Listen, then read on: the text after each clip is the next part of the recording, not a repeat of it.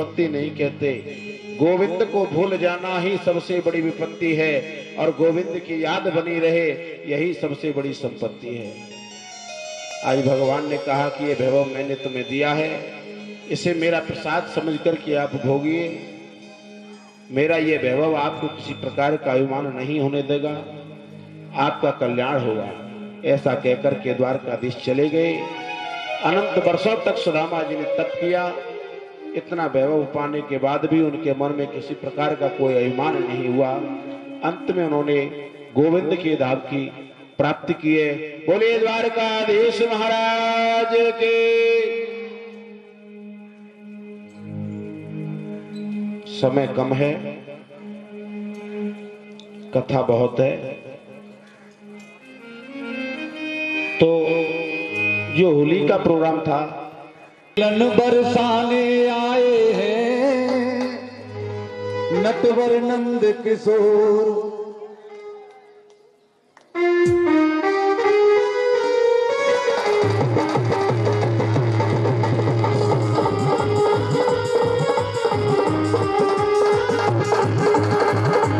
आज लन बरसाने आए हैं नटवर नंद किशोर। आज लन बरसाने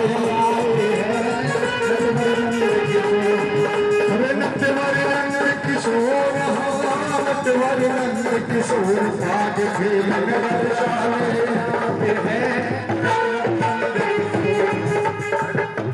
रुको, अरे बच्चा, अरे बेटा,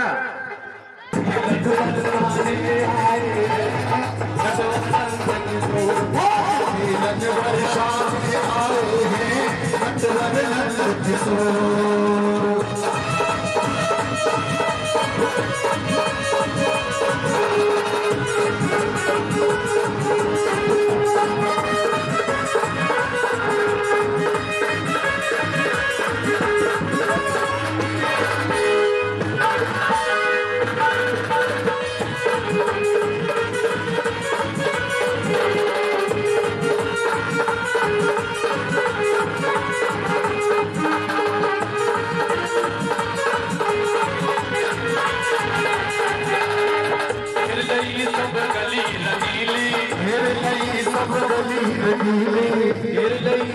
गली रंगीली अब हरियत बात मंगाए हैं चलन लगे नटवर नंद किशोर। नटवर नंद किशोर, नटवर नंद किशोर आज के नटवर शाने आए हैं नटवर नंद किशोर।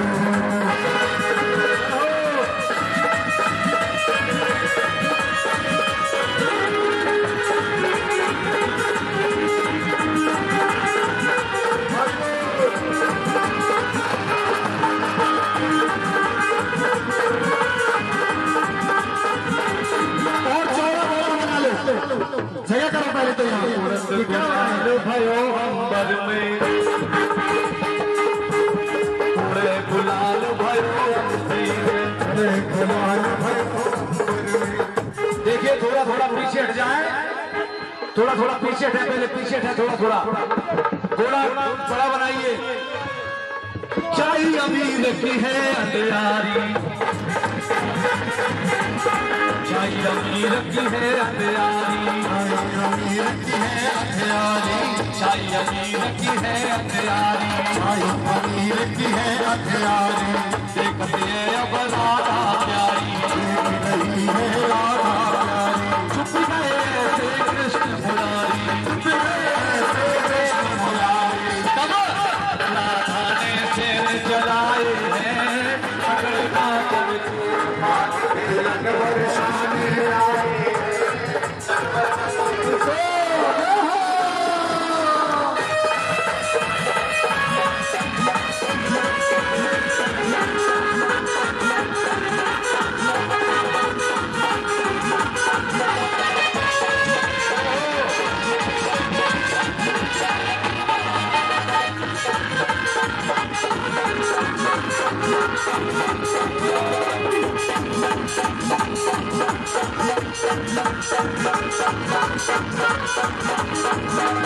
उड़द गुलाल लाल भय बदरा, उड़द गुलाल लाल भय बदरा, उड़द गुलाल लाल भय बदरा, उड़द गुलाल लाल भय बदरा। थाने से जलाए हैं अपने आदम को, हाथ से लग बरसाने आए हैं नटवर किशोर।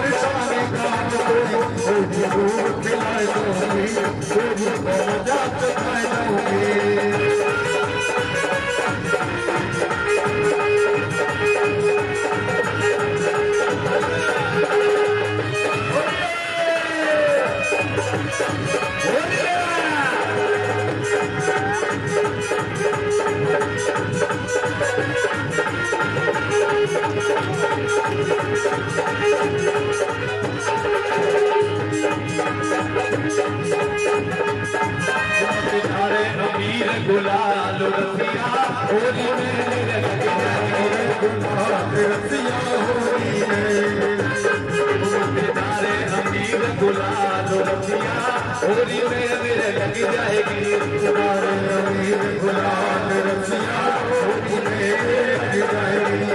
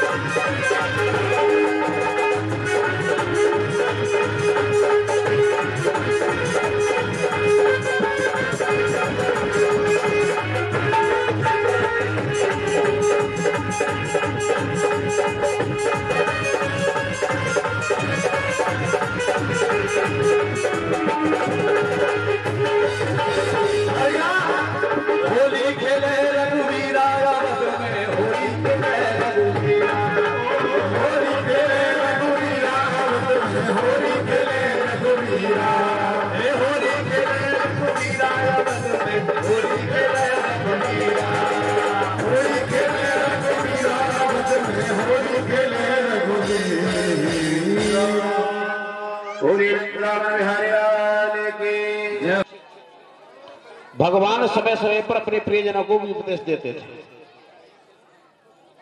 आज भगवान श्री कृष्ण अपने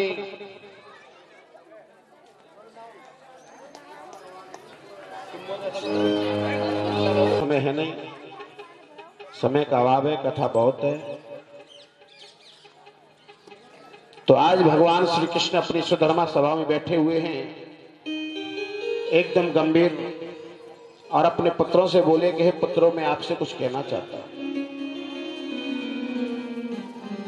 पुत्रों ने कहा, कहिए पिताश्री, क्या आदेश है, क्या उपदेश है। कृष्ण बोले कि सुनो, व्यक्ति को बिगड़ने के 4 साधन होते हैं। रूप यौवन संपत्ति प्रभोतम विवेकता एकेकमप्यन्थार्य किम यत्र चतुष्टया।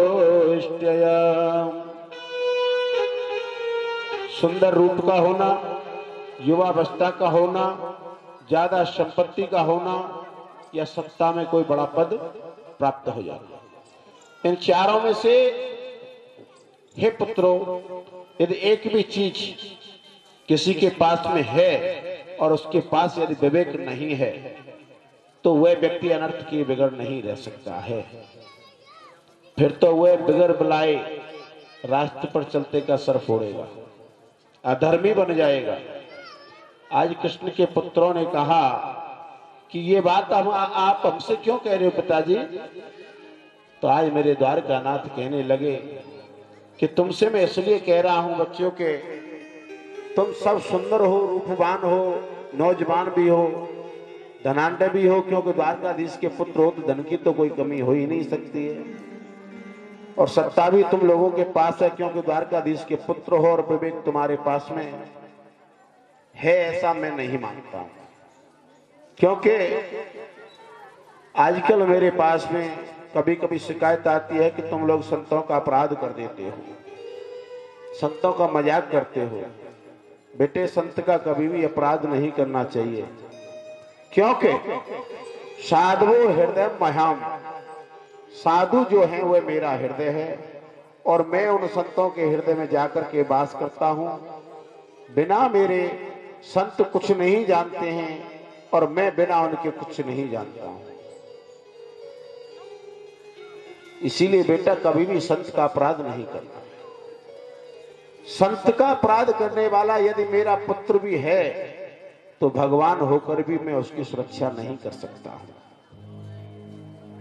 मैं मानता हूं कि तुम्हारे पास कोई किसी चीज की कमी नहीं है, लेकिन हास प्रयास में भी कभी भी संतों का अपमान मत करना।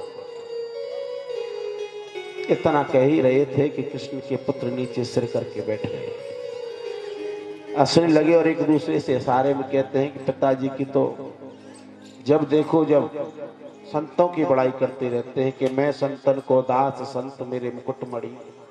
दिन रात जब देखो जब संतों की प्रशंसा करते रहते हैं। आज भगवान ने देखा कि ये लोग मेरी बात का कोई गौर नहीं कर रहे हैं, लेकिन जब ये भोगेंगे तब पता चलेगा। लेकिन आज मेरे गोविंद ने किसी को विदित नहीं होने दिया। प्रवास क्षेत्र में एक बड़ी ही सुंदर जगह है, सप्तऋषि पिंडारक क्षेत्र। वहां पर बड़े बड़े संत जन विराजते हैं। विश्वामित्रो वसुतः कण्वो दुर्वासा भृगो अंगिरा कश्यपो वामदेवो अत्रि वसिष्ठ नारद। विश्वामित्र, असित, कम्ब, दुर्वासा, भृगु, वशिष्ठ, अंगिरा, कश्यप, वामदेव, अत्रि, नारद, बड़े बड़े महात्मा बैठे हैं। आज जामवंती जी के पुत्र का नाम है शाम्ब। तो सब भाई प्रद्युम्न से बोले, भैया ये बड़े बड़े संत बैठे हैं और पिताजी दिन रात इन संतों की बड़ाई करते रहते हैं। ये संत त्रिकालदर्शी हैं या नहीं हैं, आज इनकी परीक्षा लेकर के देखते हैं। तो सबने मिलकर के शाम को एक सनानी जनानी साड़ी पहना दी और उसके पेट पर कपड़े की एक पोटली बांध दी। सुंदर सरकार करके उसको संतों के सामने खड़ा कर दिया। अब महात्मा तो बड़े सरल हृदय के होते हैं महाराज। संतों ने पूछा, बेटा ये नई बहू कहां से आई है, किसकी है और ये क्या चाहती है? आज भगवान श्री कृष्ण के पुत्रों ने व्यंग में कह दिया और हंसने लगे। पृष्ठम विलज्जति साक्षात् प्रभुतामोग दर्शना प्रशोष्यन्ते पुत्र कामा कि स्वतः सज्जनास्यति। बाबा ये जो नई बहू है ये गर्भवती है, ये चाहती है कि मेरे पुत्र हो जाए। तो आप तो त्रिलोक त्रिकालदर्शी संत हैं, आप बताइए इसको पुत्र होगा या नहीं होगा। महात्माओं ने कहा, अरे दुष्टो, कृष्ण के पुत्र के पेट पर कपड़ा लपेट करके ले आए हो हमारा उपहास करने के लिए।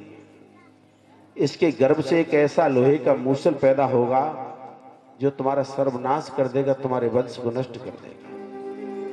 इतना कहकर के संत वहां से उठ करके चलते हैं। अब तो सबके सब यदुवंशी भयभीत हो गए। साड़ी खोल करके जैसे देखा तो वहां पर एक लोहे का मूसल निकला। प्रद्युम्न बोले कि हमने पहले ही मना किया था कि पिताजी कहते हैं कभी संतों की हंसी मत करना, मजाक मत करना। अब देख रहे हो ये क्या हाल हुआ। अब तो सभी के सब यदुवंशी बच्चे रो करके घबराने लगे कि हमसे अपराध हो गया। उग्रसेन जी से जाकर के सबने कहा है कि बाबा हमसे बड़ी गलती हो गई, हमने संतों का अपराध किया है। सारा वृत्तांत उनको कह सुनाया। यदुवंशी लोगों ने कहा कि इस लोहे के मूसल को पीस करके आप समुद्र में फेंक दो। महात्मा कहते हैं कि कुछ नहीं होगा। आज मेरे प्रभु को जैसे ही पता चला कि यदुवंश के विनाश का समय आ गया, अब इस वंश को विनाश होने से कोई नहीं रोक सकता है। जिस दिन से यदुवंशियों को साप लगा है उस दिन से मानव के द्वारका को एक प्रकार की नजर सी लग गई।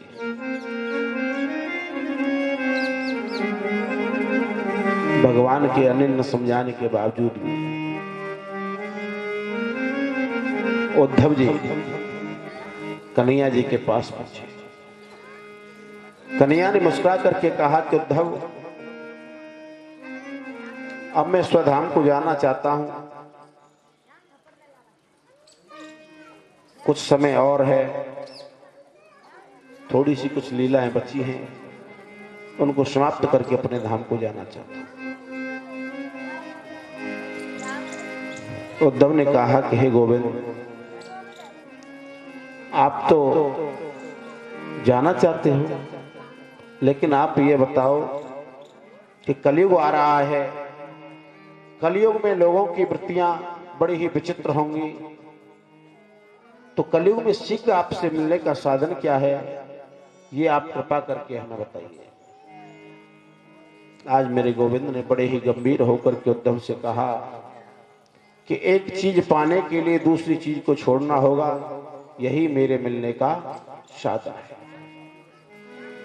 उद्धव बोले कि गोविंद मैं समझा नहीं, आप कहना क्या चाहते हैं। आज कन्हैया कहते हैं कि हे उद्धव, संसार से वैराग्य और मेरे प्रति अनुराग, यही मुझसे मिलने का साधन है। जब तक संसार से वैराग्य नहीं होगा, मेरे प्रति अनुराग नहीं होगा, तब तक मुझसे मिलना नहीं हो सकता है। आज उद्धव कहते हैं कि वैराग्य की परिभाषा क्या है।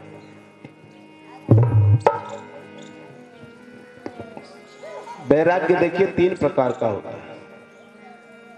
मरकट वैराग्य, शमशान वैराग्य और सच्चा वैराग्य। बेटा थोड़ी देर की बात है, शांत बैठ कर सुनो, बातें मत करो। 6 दिन ऐसे